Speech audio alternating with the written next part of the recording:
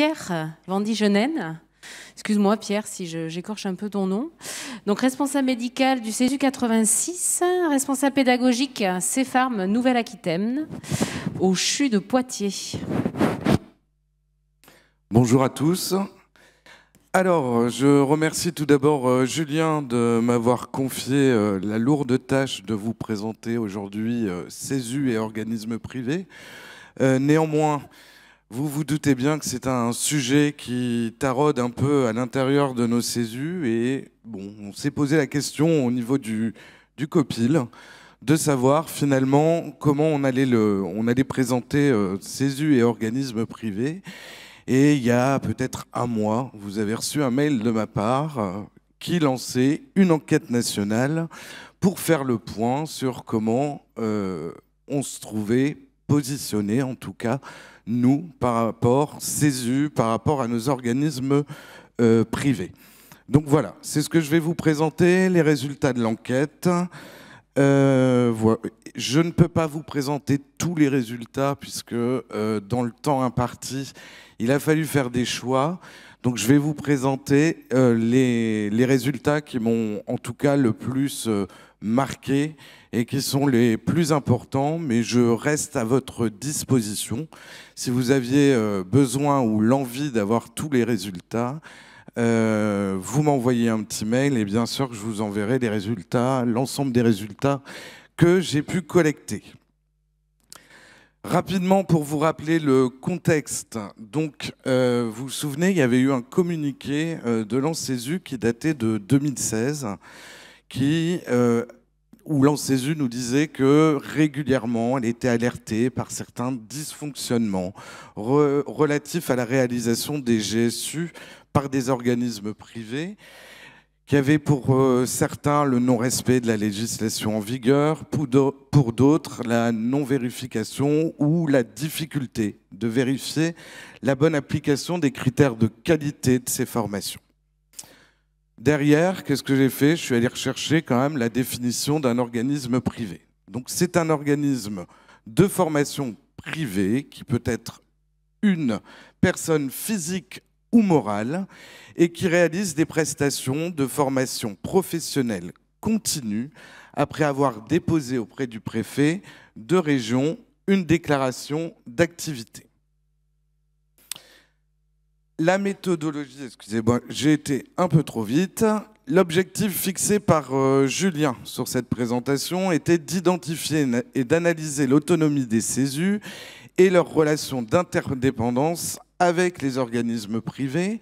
Et pour ce faire, la méthode que j'ai employée, ça a été d'envoyer un mail avec un accusé de réception et de lecture d'un questionnaire de type Google Form à tous les responsables CESU au niveau national et aussi au niveau, au niveau des DOM-TOM. J'ai dû, par manque de réponse et parce que je voulais que tout le monde réponde au questionnaire, j'ai fait un rappel mail avec, cette fois-ci, un envoi aux responsables de CESU et au secrétariat des CESU avec un accusé de réception et de lecture. J'ai clôturé la réponse au questionnaire le 17 novembre et je vous ai fait donc du coup une analyse directe des résultats du questionnaire.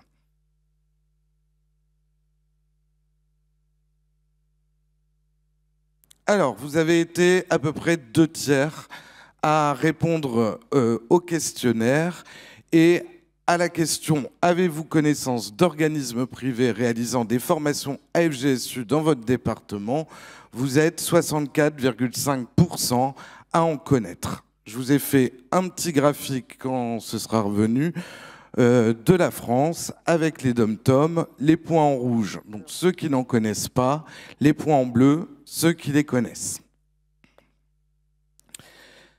À la question, est-ce que vous, en tant que formateur dans votre CESU, avez-vous déjà été démarché pour rejoindre un organisme privé? Vous êtes 62,7% à avoir répondu oui. Est-ce que l'organisme privé réalise d'autres formations que les AFGSU qui sont dispensées dans votre CESU? Oui, à 40,4%.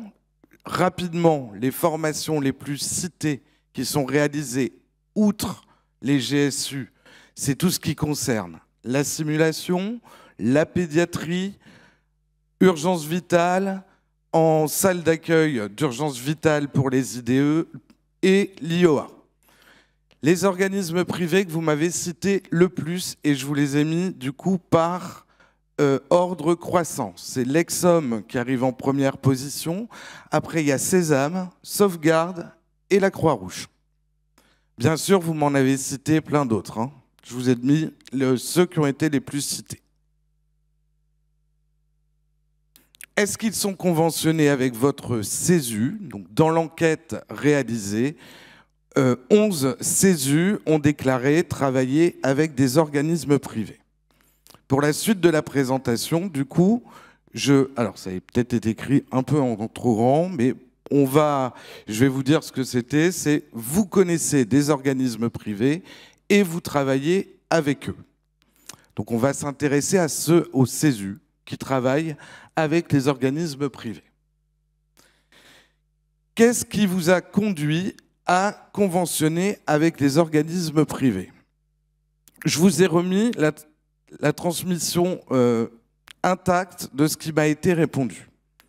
Certains m'ont dit c'est la réglementation. D'autres m'ont dit c'est capter des marchés non exploités car j'ai trop d'activités pour nos établissements publics et que donc du coup il fallait que je garde le contrôle de ce qui était réalisé et donc c'est dans ce cadre-là que j'ai conventionné avec des organismes privés. Essentiellement, la réponse qui apparaît la plus importante dans ce que vous m'avez dit, c'est que, en fait, c'est surtout le fait de ne pas pouvoir répondre à la demande en tant que CESU qui vous a fait conventionner avec les organismes privés. Un CESU m'a répondu quand même qu'à un moment donné, il y avait eu la politique en CESU qui était de former le plus de gens possible, y compris avec des organismes privés. Qu'est-ce que vous délivrez comme attestation pour les organismes privés? Vous avez été unanime, AFGSU 2, AFGSU 1, recyclage, AFGSU 1 et AFGSU 2. Combien vous en délivrez de manière annuelle? Alors, la fourchette, elle va dans la réponse au questionnaire, va de 0 à 8000. 0 parce qu'il y a un CESU qui va commencer à conventionner avec l'organisme privé en 2022. Mais vous voyez qu'en fonction des CESU qui travaillent avec les organismes privés, cela varie. Comment vous faites en termes de convention? Donc vous avez essentiellement répondu que le partenariat se faisait par une convention et que cette convention était sous le format de l'ANSESU, telle qu'on peut la trouver sur le site, à 80%, et que vous aviez conventionné au niveau départemental, puisque dans le questionnaire, je vous avais posé la question aussi, de savoir si vous aviez conventionné au niveau zonal. Et dans tout ce qui était critères de convention sous le format de l'ANSESU, en fait, là où vous avez le plus de mal à réaliser les choses, quand vous travaillez avec un organisme privé, c'est le déroulement de la formation sur place de manière annuelle, ou s'il y avait quelque chose à améliorer sur ce plan-là, c'est sur ce déroulement de la formation qu'il faudrait y travailler. Je vous en parle puisqu'on est vraiment dans la politique Calliope, hein, puisqu'on est tous arrosés par Calliope actuellement. Donc en termes de qualité, c'est là-dessus où ça a pêché dans vos réponses, en tout cas. Quelle est la somme touchée par vos CESU en travaillant avec ces organismes privés? Alors il y en a certains qui m'ont donné une réponse par session. Il y en a d'autres qui m'ont donné une réponse par diplôme. Je vous laisse lire. La durée de votre convention, pareil. Alors, ça va Il y en a, c'est juste une tacite reconduction. Et puis après, ça s'échelonne entre 1 an et 4 ans. Pour certains, 1 an, reconductible 3 ans. Comment se fait la reconduction? Alors, pour la plupart, tacite reconduction. Pour certains, des avenants à la convention. Et pour d'autres, une visite d'habilitation par 4 ans. Comme on est sur une session sur les regards croisés, j'ai croisé certaines questions que vous aviez en commun entre ceux qui m'avaient dit « oui, je travaille avec des organismes privés » et ceux qui m'avaient répondu « non ». Donc, vous avez à chaque fois ceux qui travaillent avec des organismes privés sur la gauche, ceux qui ne travaillent pas avec eux sur la droite. Et à la question « auriez-vous la possibilité de répondre à la demande si l'organisme privé ne les réalisait pas ?» Vous voyez qu'à chaque fois, vous allez être en antinomie entre ceux qui ne travaillent pas, qui travaillent avec eux, et donc du coup, parce qu'ils n'ont pas la possibilité de les réaliser, et ceux qui ne travaillent pas avec eux, mais qui auraient la possibilité, en tout cas c'est la réponse que vous avez apportée, de pouvoir les réaliser. De la même manière, à la question « avez-vous l'impression que l'organisme privé est défavorable pour l'image de votre CESU ?» on est en antinomie complète entre les deux. Concernant les tarifs proposés par l'organisme privé, ceux qui travaillent avec un organisme privé m'ont répondu à 100% que l'OP ne réalisait pas de tarifs inférieurs par rapport aux leurs. Néanmoins, la question des tarifs est restée en suspens, parce que je n'ai pas eu de réponse. Pour ceux qui ne travaillent pas avec eux, en tout cas, la réponse est oui, l'OP réalise des tarifs inférieurs. Donc, pour continuer mes propos, on arrive au stade où vous connaissez des organismes privés, mais vous ne travaillez pas avec eux. Je vous avais posé la question, est-ce que vous avez connaissance du tarif que les OP peuvent faire sur notamment le GSU2? Alors je tiens quand même à modérer le propos là sur cette question. J'en ai quand même une grande partie qui m'ont répondu qu'ils ne savaient pas. Et par rapport au fait que s'il faut savoir, il faut demander en effet un devis, et que c'est vrai que c'est parfois un peu flou, sur le tarif en tout cas. Pour ceux qui en ont connaissance, ça va de gratuit à 500 €. Je vous ai demandé ensuite, est-ce que si vous les avez contactés, ou si vous aviez eu un contact avec eux, quelle était la résultante de vos échanges? 3 réponses données à la question: pas de communication possible, des conditions conventionnelles trop rigoureuses ou des conditions financières non intéressantes.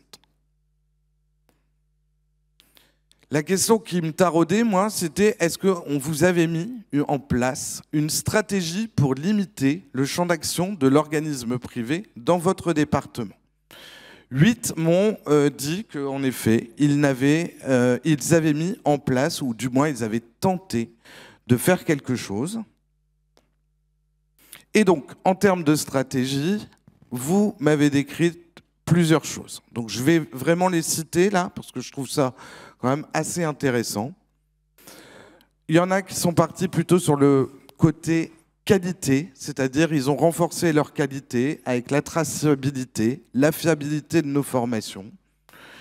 Il y en a d'autres qui ont mis en place des délivrances d'attestation de GSU sans délai. Il y en a d'autres qui ont été développés des antennes CESU. D'autres qui ont fait une communication large et ciblée sur les structures supposées dans lesquelles travaillaient les organismes privés. Il y en a d'autres qui ont interpellé leurs résus et il y en a d'autres qui ont demandé un engagement moral des formateurs. Quand je vous ai posé la question sur l'image de votre CESU, pourquoi vous aviez une impression défavorable, les choses qui ont été mises en avant, c'est forcément le matériel utilisé, des formateurs retraités qui reviennent plusieurs fois dans l'enquête, les techniques pédagogiques utilisées, la différence publique-privée avec une concurrence et parfois une adresse administrative d'une OP qui est dans notre département avec la validation qui se fait par un CESU d'un autre département. Et pour certains, vous avez eu l'occasion d'avoir eu, par exemple, un recyclage GSU où l'initiale avait été organisée par un organisme privé. Et quand on posait, a priori, aux apprenants le rôle d'un CESU, est-ce qu'ils savaient ce que c'était que le CESU? La réponse était, a priori, très floue. Qu'est-ce que je pourrais vous faire en remarque? J'ai quand même une limite de l'étude, c'est que pour chaque question, je n'ai pas eu le même taux de réponse. C'est-à-dire que, par exemple, je vais prendre le plus simple, il y avait 11 CESU qui travaillaient avec les organismes privés. Pierre, la liberté s'arrête dans 1 minute. Oui, il me reste une diapo, c'est bon. Donc un problème aussi d'enregistrement des réponses où est-ce que il y avait des questions gênantes où vous n'avez pas répondu tous. Vous avez vu le problème du pare-feu dans les CHU pour la réception du mail et l'accès au questionnaire. La question qui m'a été posée, donc il y en avait qui souhaitaient savoir exactement combien d'AFGSU étaient validés par les CESU qui travaillaient avec des OP. Donc ça, c'est dans le bilan national de l'activité des CESU que Julien avait réalisé. Et j'ai fini par ma diapo de synthèse. Si nous devons conventionner avec un OP aujourd'hui, personnellement, ce que je proposerais, c'est de conventionner au niveau départemental avec les OP pour pas qu'on ait de la concurrence entre les CESU, de respecter rigoureusement la convention sur le modèle en CESU, je reparlais rapidement de Calliope, de fixer un tarif unique commun à tous les CESU pour la délivrance des attestations AFGSU, et je pense qu'il faut communiquer, en tout cas avec eux, pour essayer de trouver un terrain d'entente. Je vous remercie.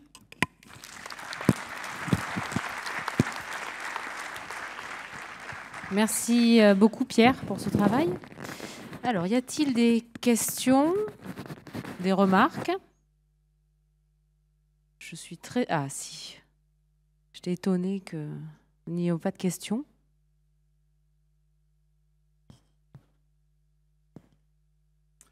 Bonjour. Moi, je me pose une question, notamment avec les points précédents sur le rôle des ARS. Sur mon département, on a constaté qu'il y avait des organismes de formation, en effet, qui délivraient des GSU. Et comment sont contrôlés, justement, ces organismes, à un moment donné, dans l'habilitation à pouvoir réaliser des GSU, sur le recyclage, et puis sur le fait d'être en accord avec la réglementation.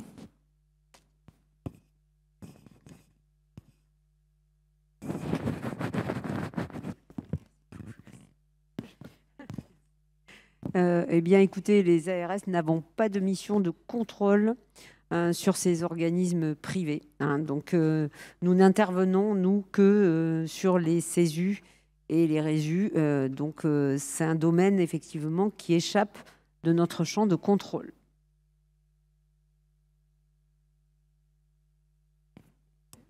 Et donc, ça relève de la responsabilité de qui ? Je vais me permettre du coup de répondre. En fait, compte, ça relève. L'organisme privé est un organisme de formation, donc qui répond aux critères Calliope, comme tout organisme de formation. Et en fait, compte, la qualité de ces formations répond du CESU avec lequel il a conventionné. Donc, si c'est un CESU d'un autre département, d'où la proposition de Pierre que si on conventionne avec un organisme privé, de le faire dans le cadre de son département, dans le cadre du bon fonctionnement de l'ensemble des CESU. La question, c'est avec quel CESU a-t-il conventionné et comment ce CESU vérifie la qualité des formations quand c'est un département qui n'est pas le sien? Et l'autre question que moi j'aimerais vous poser, c'est est-ce que dans vos CESU, des formateurs, est-ce qu'il y en a parmi vous qui travaillent pour des organismes privés qui ne sont pas conventionnés avec votre CESU? Parce que les CESU qui travaillent avec des organismes privés qui viennent dans un autre département ne viennent pas forcément avec leurs formateurs et vont démarcher des formateurs dans votre CESU. Donc là, c'est aussi la charte de fonctionnement dans votre CESU, la charte morale, on fait compte parce qu'on ne peut rien empêcher, hein, c'est une charte morale, c'est-à-dire que je suis formateur dans ce CESU. Si je veux travailler dans un organisme privé, la moindre des choses, c'est d'en discuter ensemble au sein du CESU. Et ça, c'est ma position, là. Merci Véronique pour ces précisions. Ça répond à votre question? Non. Et on avait même dans les dom-tom, dans les réponses aux questionnaires, on avait même dans les dom-tom certains organismes privés qui intervenaient dans les dom-tom et qui étaient conventionnés avec un CESU de métropole. Et donc, il n'y avait vraiment pas de vérification sur le travail de ces organismes privés, en tout cas dans les dom-tom. C'est bien le sens de ma question, en fait. Au-delà même de Calliope, on est sur des indicateurs qualité. Là, c'est bien une réponse à la réglementation, avec possibilité de faire appel à des retraités, même s'ils sont peut-être à jour de leur dernière réactualisation. Mais comment on vérifie qu'ils ont leur expérience en milieu de santé, aux urgences, etc. C'est tout ça que ça pose comme question, au-delà même de Calliope, quoi. C'est la responsabilité du CESU avec qui il a conventionné. C'est uniquement ça. Je veux dire, dans votre CESU, vous pourriez prendre la liberté de prendre un formateur qui n'est pas à jour. C'est votre responsabilité, c'est la responsabilité de l'organisme de formation auquel est rattaché votre CESU. Mais Et Véronique, si je peux compléter, c'est Julien No. Je pense que derrière tout FGSU, il y a un CESU, et derrière tout CESU, il y a une ARS qui donne un agrément. Et donc, je pense que c'est la responsabilité de l'ARS qui donne un agrément à un CESU qui est habilité à délivrer un FGSU, peut-être dans le cadre d'une convention. Donc, on revient toujours sur un agrément. C'est gentil, merci beaucoup. Pardon. Voilà. Après, nous, on vérifie évidemment les diplômes et les parcours des professionnels dans le dossier d'agrément, mais on n'est pas informé de toutes les conventions qui sont signées par le CESU. Donc, effectivement, on n'a pas, en tout cas, moi, en Nouvelle-Aquitaine, je n'ai pas cette information. Donc, si on ne dispose pas de l'information, on ne peut pas contrôler. Voilà. Mais après, je n'ai pas connaissance en Nouvelle-Aquitaine de cela. Et il faudrait avoir, évidemment, au moment du dossier d'agrément, les conventions, ce qui n'est pas forcément exigé dans le cadre du dossier de labellisation du CESU. Donc, effectivement, ça pose question, puisque finalement, ça échappe au champ de contrôle de l'ARS. Donc, je reviens à ce que disait la collègue. C'est effectivement de la responsabilité du CESU de s'assurer dans les cadres des organismes avec lesquels il conventionne de la qualité pédagogique, puisque lui aussi, il est le garant de cette qualité. Après, si l'ARS a connaissance, bien entendu, d'une information, elle aura effectivement toute capacité à aller vérifier auprès de ces organismes par des moyens qu'il faudra vérifier sur le plan réglementaire, mais dans le cadre des AFGSU, par exemple. Mais le problème, c'est d'en avoir connaissance. Ça suscite le débat et ça fait plaisir. Premièrement, les organismes privés, ce ne sont pas de vilains petits canards. C'est écrit dans la loi qu'on peut pactiser, qu'on peut conventionner avec eux. Deuxièmement, je rejoins 1000 fois les conclusions. On vous conseille, c'est ce qu'on avait fait en 2016 quand on avait essayé de faire ce point et vous avez les conventions à disposition. On vous conseille, mais on vous conseille 1000 fois, 10 000 fois, 100 000 fois de faire des conventions départementales. Allez les chercher, soyez proactifs. Pourquoi départementales? Parce que est-ce que certains CESU feraient des conventions d'un département avec un autre organisme de formation d'un autre département? Non. On ne peut pas. On a quand même une certaine déontologie entre nous et on ne se mettrait pas en concurrence. Ah mais si, ça existe. Non, non. Bah si, ça existe. Jusqu'à ce jour, on n'a pas écrit cette charte de déontologie qui nous paraît tellement évidente. Quand le CESU pactise avec, ou conventionne, on va dire conventionne, c'est plus propre, avec l'organisme de formation qui est à 874 km, j'imagine que le CESU est très à l'aise. Moi, je ne le suis pas pour lui. Et donc, encore une fois, c'est entre nous. Ayons de la bienveillance, on en parle depuis 2 jours et on en parle tout le temps. Ayons un peu de professionnalisme. Et donc, l'ANSESU, puisque c'est ce que je représente là, et c'est au nom de l'ANSESU que je vous parle, soyez proactifs dans vos départements, allez voir ces organismes de formation qui font de la GEUSI, faites des conventions de formation. On n'arrivera pas à un tarif unique, mais il n'empêche qu'on a quand même beaucoup, nous, resserré les tarifs. Et puis, ça va bien se passer. Merci, Président. Claude? Oui, Claude Arroquin-Nancy.